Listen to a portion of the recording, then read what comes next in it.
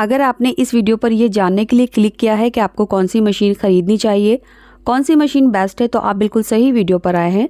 So friends, video को and तक ज़रूर देखना, कहीं भी स्किप ना करना, क्योंकि इस वीडियो को देखने के बाद आपको काफ़ी हेल्प मिलेगी और इस मशीन के जो फीचर्स हैं वो मैंने डिटेल में बताए हैं। तो उम्मीद करती हूँ आपको ये वीडियो ज़रूर पसंद आएगी।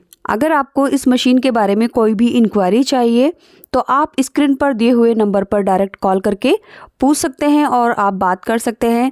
तो चलिए बिना टाइम वेस्ट किए हुए हम अपनी वीडियो स्टार्ट करते हैं। Hello friends, welcome to my channel. तो गाइस, सिलाई मशीन ऐसी चीज़ है जिसे हमने साल डेढ़ साल में नहीं, बार बार नहीं ख़रीदना होता है। एक बार ख़रीद के हमें कम से कम 10 से 15 साल तक इस्तेमाल करना होता है।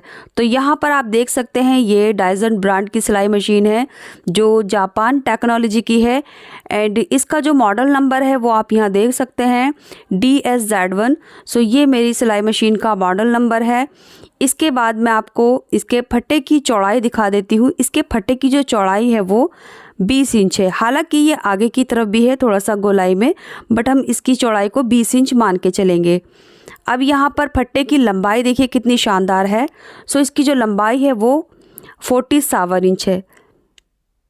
इसके बाद आगे की तरफ ये देखिए यहाँ पर कितना स्पेस है। यहाँ पर आप कोई भी छोटी मोटी कटिंग कर सकते हैं, स्लीव की, ब्लाउज की। और फट्टा ऊपर से काफ़ी ग्लॉसी और फिनिशिंग के साथ है। इसके बाद ये देख सकते हैं आप, काफ़ी मोटा फट्टा है।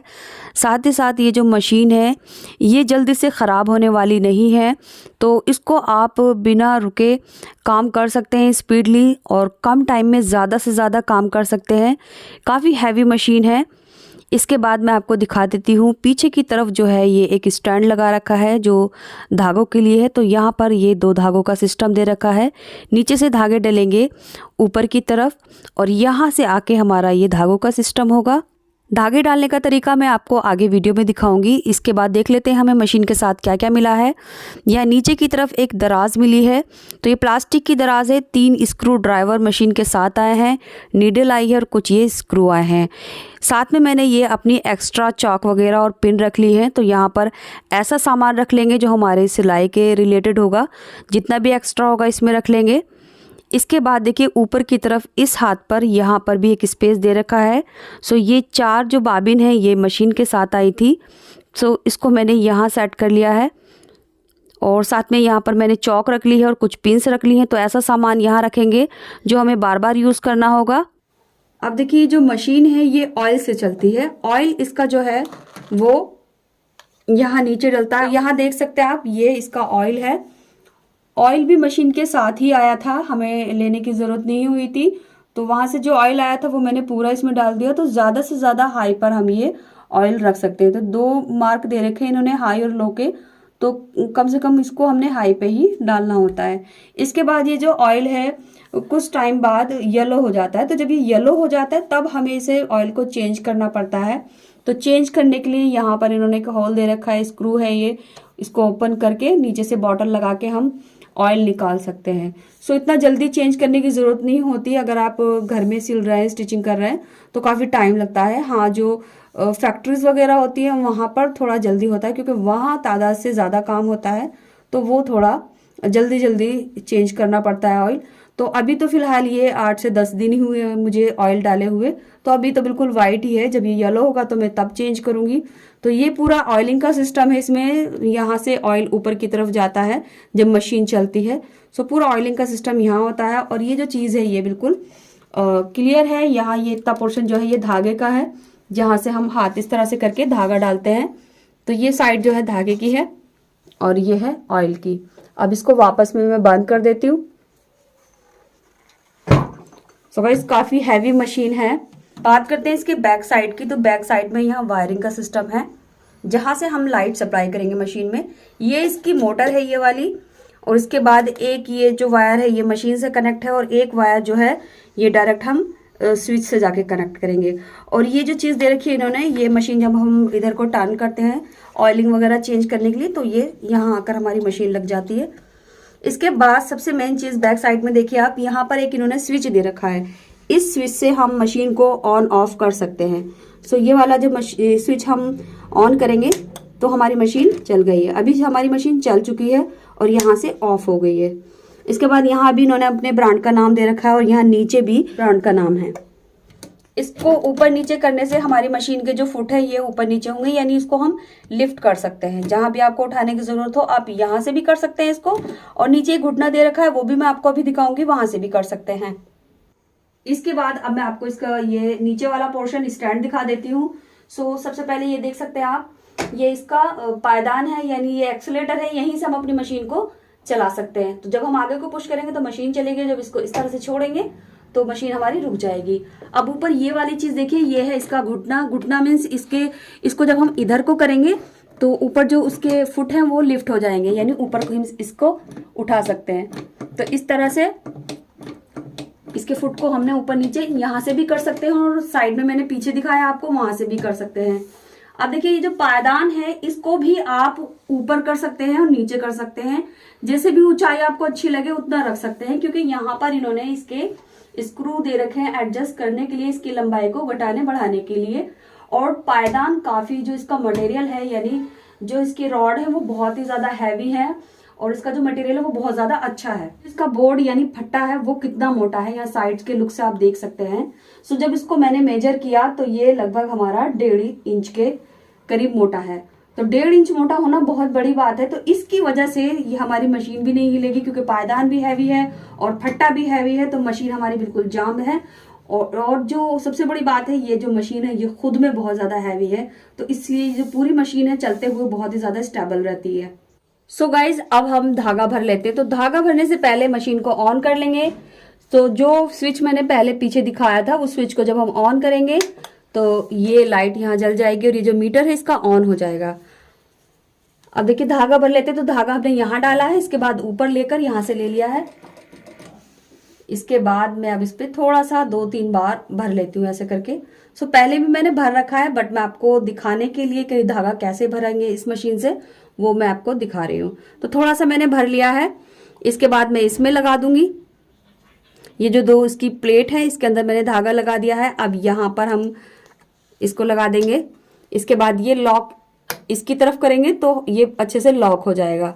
अब हमने मशीन चलानी है।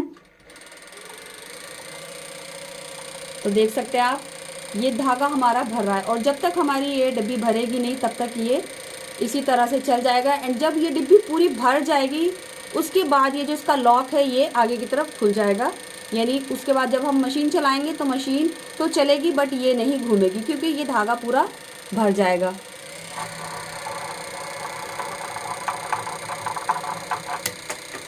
इसके बाद इसको हमने यहाँ से निकालना है, और ये देख सकते हैं आप छोटा सा एक ब्लेड दे रखा है इन्होंने। सो इसको हम धागा कट करने के लिए यूज़ कर सकते हैं। सो ये यूज़ सिर्फ हम यही कर सकते हैं जब हमें ये भर के धागा कट करना होता है।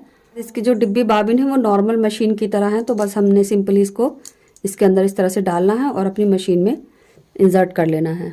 मशीन में जब हम इसको इंसर्ट करते हैं तो एक क्लिक की आवाज़ आएगी, ये वाली।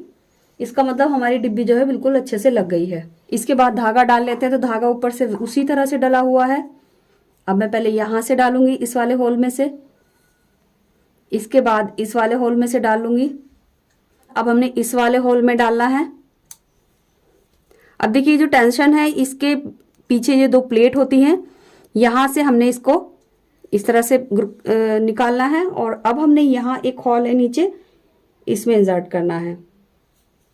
इसके बाद हमारी ये वाली जो टेंशन है इसके पीछे 2 प्लेट है, हमने यहाँ धागा इस तरह से डालना है, और एक यहाँ पर ये स्प्रिंग दे रखा है, इसके ऊपर इस तरह से निकालना है।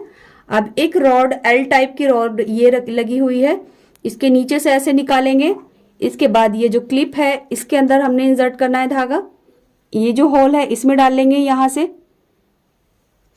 यहाँ से डालने के बाद यहाँ पर 2 क्लिप बने हुए हैं, इसमें इंसर्ट करेंगे। इसके बाद यहाँ पर एक स्प्रिंग दे रखा है, यहाँ इसके अंदर ऐसे घुमाते हुए अंदर कर देंगे। अब देखिए निडल के ऊपर भी एक छोटा सा होल है, आप चाहे तो यहाँ भी धागा डाल सकते हैं, उसके बाद निडल में डाल लें, और आप चाहे तो डायरेक्ट निडल में भी डाल सकते हैं। तो अब मैं निडल में ही डाल लूंगी डायरेक्ट, मैं इसमें नहीं डालती हूँ। निडल में धागा डालने के बाद अब हमने ये वाला जो व्हील है ये घुमाना है, और नीचे से जो धागा है हमारा ऊपर आ जाएगा। तो धागा हमारा डल चुका है। इसके बाद देखिए यहाँ पर एक छोटा सी लाइट भी दे रखी है, तो यहाँ पे एक स्विच है, इसको जब हम इस तरह से पीछे की तरफ पुश करेंगे तो लाइट हमारी जल जाएगी। तो आप इस लाइट को जला सकते हैं, जहाँ पर आपकी जैसे सिलते हुए कहीं रोशनी कम है तो इसका भी यूज कर सकते हैं, और इस तरह से ये बंद हो जाएगी। इसके बाद यहाँ मैंने थोड़ा सा फैब्रिक ले लिया है, तो ये अलग अलग तरह का फैब्रिक लिया है जिस पर मैं आपको इसकी सिलाई करके दिखाऊंगी। तो थोड़े से ये टफ फैब्रिक होते हैं, यानी मोस्टली जो लेडीज के साथ प्रॉब्लम होती है, यानी सिलाई उनकी सही नहीं आती, तो ये जर्सी फैब्रिक है, ये वेलवेट फैब्रिक है, और ये हमारा स्ट्रेचेबल लाइक्रा नेट फैब्रिक है। तो इस तरह के फैब्रिक पर मशीन जो है वो प्रॉब्लम करती है। उसके बाद ये बारीक वाला जॉर्जेट फैब्रिक है, सो अक्सर मशीन इस पे भी चलते हुए सिकुड़ती है, सिलाई अच्छी नहीं देती। तो पहले मैं लाइक्रा फैब्रिक पर स्टिच करके दिखाऊंगी। जो ये फुट है ऊपर करने के लिए हम नीचे घुटने से भी इसको ऊपर कर सकते हैं, और पीछे की साइड में जो एक छोटा सा लीवर दे रखा है उसको भी कर सकते हैं। अब सबसे पहले मैं इसमें एक छोटी सी चीज़ है वो दिखा देती हूँ। तो वो बहुत ही इंपॉर्टेंट चीज़ और काम की चीज़ है। यहाँ पर एक इन्होंने ये बटन दे रखा है, तो ये जो बटन है इसको जब हम एक बार क्लिक करेंगे तो इसमें एक टाँका होगा। तो एक टाँका लगाने की हमें कहाँ ज़रूरत होती है, जैसे हम वर्क वाली ड्रेस बना रहे हैं तो वहाँ पर हमें छोटे छोटे थोड़ी थोड़ी दूरी पर टाँके लगाने पड़ते हैं, यानी एक स्पीड में मशीन नहीं चला सकते, अदरवाइज निडल टूट सकती है हमारी, या फिर हम कहीं कॉर्नर्स पर पाइपिंग निकाल रहे हैं या फिर कॉलर वगैरह कॉर्नर्स गोलाई दे रहे हैं, तो कभी कभी ऐसा होता है हमें एक एक टाँका उठाना पड़ता है। तो इसकी हेल्प से आप एक टाँका लगा सकते हैं। जैसे देखिए, इसको हम जितनी बार प्रेस करेंगे उतनी बार ये एक टाँका उठाएगा।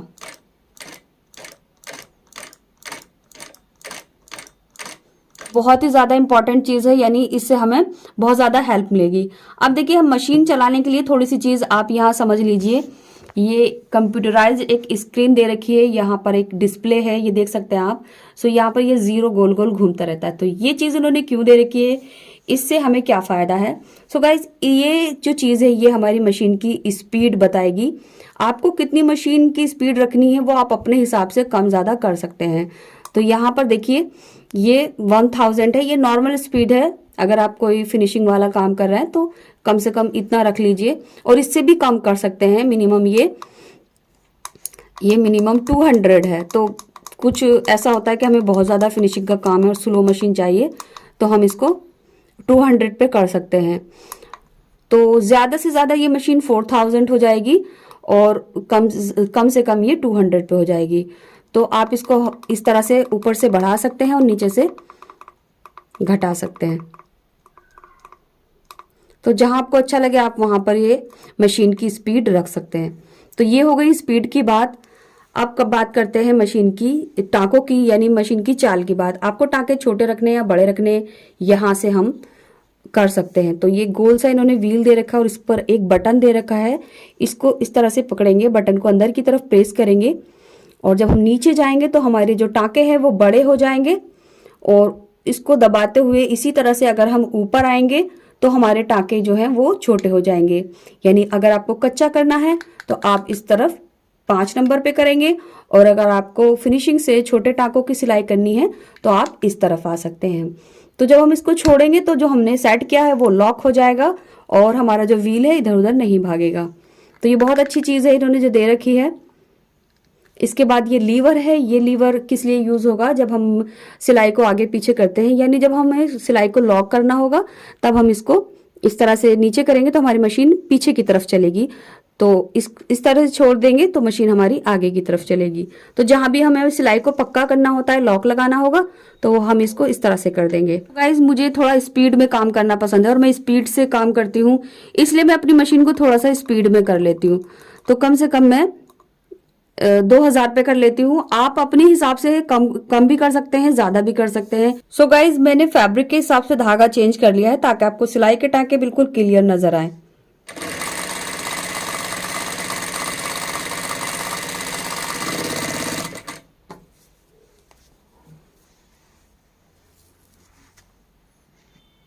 ये देखिए,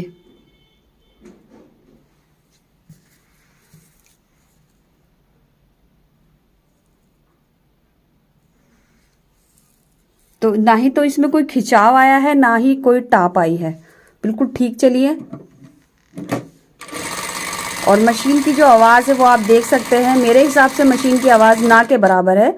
एज कम्पेयर टू जैसे मैं पहली मशीन मेरे पास थी वो बहुत ज़्यादा शोर करती थी, बहुत ज़्यादा हिलती थी, बहुत ज़्यादा आवाज़ करती थी, बट इसमें ऐसा कुछ नहीं है। आवाज़ तो बिल्कुल ज़ीरो के बराबर है। मशीन चलते हुए मैं बात भी कर रही हूँ तो आप क्लियरली मुझे सुन सकते हैं। तो ये देखिए इसके टाके। अब मैं आपको जर्सी फैब्रिक पर स्टिच करके दिखा देती हूँ, क्योंकि नेट फैब्रिक है इसलिए इतनी अच्छे से विजिबल नहीं हो रहा है, बट अगर इसमें टाप आती या कोई खिंचाव आता सिलाई में, कपड़े में कोई सुकड़न आती तो वो आपको अच्छे से क्लियर दिख जाती। बिल्कुल सिलाई परफेक्ट है और ये सिलाई जो है बिल्कुल फिनिशिंग के साथ हुई है। तो अब मैं ये कपड़ा फैब्रिक चेंज कर लेती हूँ और ये मैंने जर्सी फैब्रिक लिया है। इस तरह का फैब्रिक जैसे आपकी टी शर्ट्स वगैरह होती है उसमें सिलाई सही नहीं आती, जो स्ट्रेचेबल होते हैं, रेडीमेड फैब्रिक होते हैं तो वो जर्सी फैब्रिक टाइप के होते हैं, हौजरी फैब्रिक होते हैं। तो मैंने ये जर्सी फैब्रिक ले लिया है। अब मैं आपको इस पर सिलाई करके दिखा देती हूँ।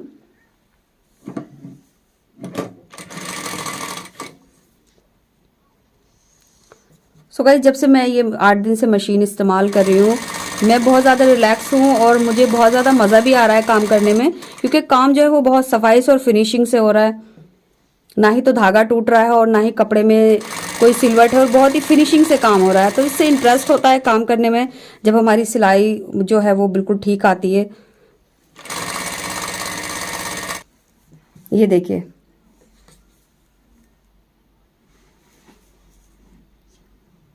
तो हमारी सिलाई बिल्कुल ठीक आई है। मैं आपको इस मशीन का एक और फीचर बता देती हूँ।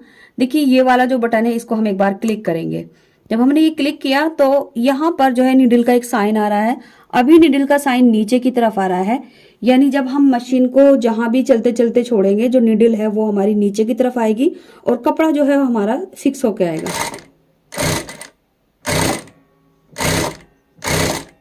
तो इस तरह से मशीन की नीडल अभी नीचे है क्योंकि इसका साइन जो है वो नीचे की तरफ है। अगर हम इसको एक बार क्लिक करते हैं इस वाले बटन को, तो अब हमारा जो नीडल का साइन है वो ऊपर की तरफ चला गया है। इट मीन्स जहां भी हमारी मशीन रुकेगी तो नीडल ऊपर की तरफ ही रुकेगी। ये देख सकते हैं आप, नीडल हमारी ऊपर की तरफ है। तो जहां भी मैं मशीन को चलते चलते छोड़ रही हूँ अचानक से जो नीडल है वो ऊपर की तरफ रुक रही है। तो ये भी बहुत ज़्यादा एक शानदार इसमें फीचर है। मुझे नीडल नीचे चाहिए क्योंकि हमेशा हमें कपड़ा फिक्स चाहिए होता है, तो मैं नीडल को नीचे साइन में रखती हूँ। तो मैं यहाँ सेट करके रखती हूँ। ये देख सकते हैं आप, सिलाई जो हमारी बिल्कुल फिनिशिंग से आई है। इसके बाद ये मैं वेलवेट फैब्रिक भी आपको स्टिच करके दिखा देती हूँ, जिसके लिए मैंने धागा चेंज कर लिया है ताकि धागा आपको सही से दिख जाए। तो इस वाली मशीन को मैंने जीन्स पे भी स्टिच कर लिया है, सिलाई कर ली है, और मोटे मोटे मैंने कर्टन्स भी सी के देख लिए हैं। बहुत ही स्मूथली चल रही है और बहुत ही अच्छे से चल रही है।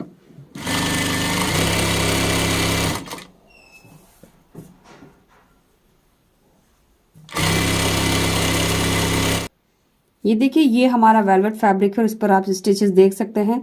इस पे भी कोई झोल नहीं आया है, सिलाई बिल्कुल फिनिशिंग से आई है, कोई टाप नहीं आई है। तो सिलाई इस पर भी बहुत अच्छी आई है। सो फ्रेंड्स, अगर आप वीडियो देखते देखते यहाँ तक आ गए हैं तो आपको अब तक समझ आ गया होगा ये मशीन में क्या क्या फीचर्स है और ये मशीन आपको ख़रीदनी चाहिए। तो इस तरह के जो मॉडल्स हैं मशीन के वो आजकल बहुत ज़्यादा ट्रेंड में हैं।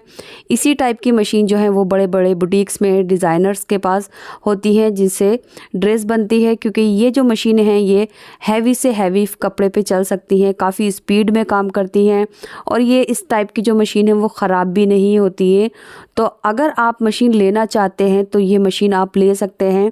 मशीन लेने के लिए आप स्क्रीन पर जो नंबर दिया गया है इस पर कांटेक्ट कर सकते हैं, दिन में बात कर सकते हैं, और इसका जो रेट वगैरह है वो आप वहाँ पर डिटेल में पूछ सकते हैं। सो गाइज, उम्मीद करती हूँ आपने ये वीडियो लाइक करके शेयर ज़रूर कर दी होगी। इसी के साथ वीडियो कंप्लीट होता है। मिलते हैं अगले वीडियो में। Thanks for watching this video.